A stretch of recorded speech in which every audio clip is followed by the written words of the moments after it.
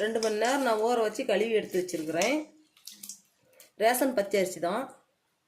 இது தண்ணி வடித்து எடுத்துக்கலாம். இப்போ இந்த அரிசி மிக்ஸி ஜாரில் போட்டுக்கலாம்.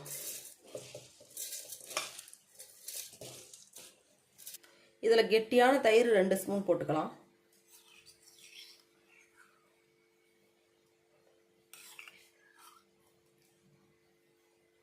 இதில் ஒரு 1/2 கப்பு தண்ணி ஊற்றி அரைச்சி எடுத்துகிட்டு வந்துடலாம்.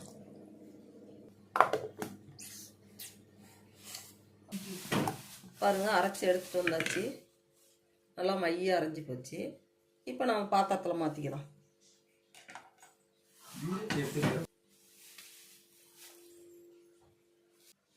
பொடியாக நறுக்கின வெங்காயம் 1 பெருசு, பொடியாக நறுக்கின தக்காளி 1, துருவின ஒரு கேரட்டு.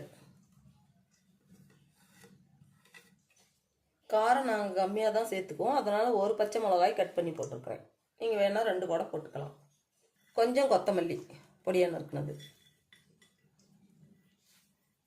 இதுக்கு தேவையான அளவு உப்பு. எல்லாம் நல்லா கலந்து விட்டுறலாம்.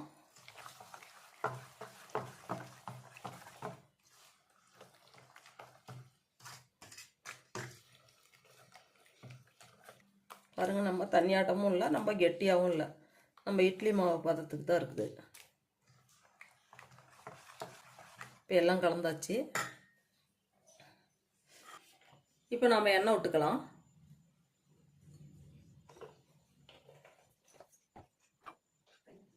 இப்போ நம்ம அதை ஊற்றிக்கலாம் ஒரு கரண்டி.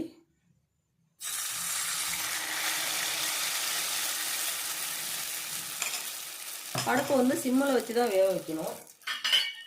அப்படியே மூடி வைக்கலாம். இப்போ எடுத்து பார்க்கலாம்.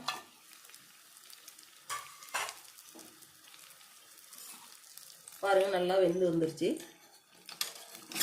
இப்போ நம்ம திருப்பி விட்டுறலாம்.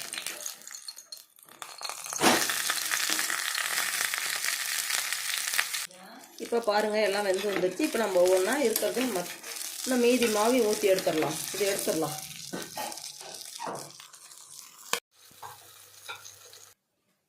பச்சரிசி வச்சு நான் டிஃபன் செஞ்சுருக்கிறேன். இது போல் நீங்கள் ஒரு முறை செஞ்சு பாருங்கள். இந்த டிஃபனை காலையிலையும் செஞ்சுக்கலாம், காலை டிஃபனுக்கும் சாப்பிட்டுக்கலாம், நைட்டு சாப்பாட்டுக்காகவும் சாப்பிட்டுக்கலாம். எது வேணும்னா செஞ்சுக்கலாம். இது போல் நீங்கள் ஒரு முறை செஞ்சு பாருங்கள்.